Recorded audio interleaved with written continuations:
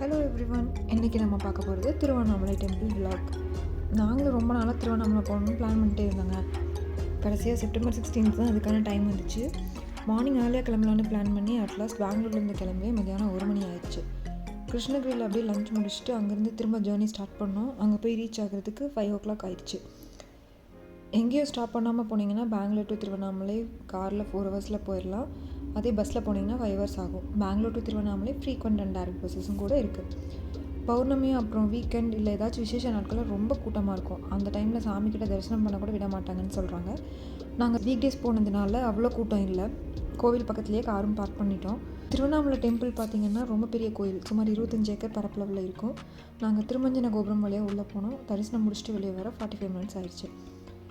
இங்கே சிவனே தான் மலையாக அமைஞ்சிருக்கிறதாகவும் மலையை சுற்றி கிரிவலம் போனால் மைண்டில் என்ன கன்ஃபியூஷன் இருந்தாலும் சரி ஆயிரும்னு சொல்கிறாங்க.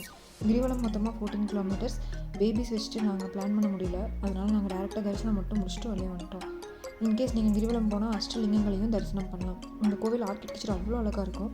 நாங்கள் போனது பௌர்ணமிக்கு முந்தின நாள். ஸோ ஆல்மோஸ்ட் முழு நிலவு கோவில் கோபுரம் சைடில் ரைஸ் ஆகிறது பார்க்கும்போது அவ்வளோ சூப்பராக இருந்துச்சு. திருவண்ணாமலை கோயிலோட ராஜகோபுரம் இந்தியாவிலேயே உயர்ந்த கோபுரங்களோட லிஸ்ட்டில் 3வது இடத்துலையும், தமிழ்நாட்டில் உயர்ந்த கோபுரங்களோட லிஸ்ட்டில் 2வது இடத்துலையும் இருக்குது.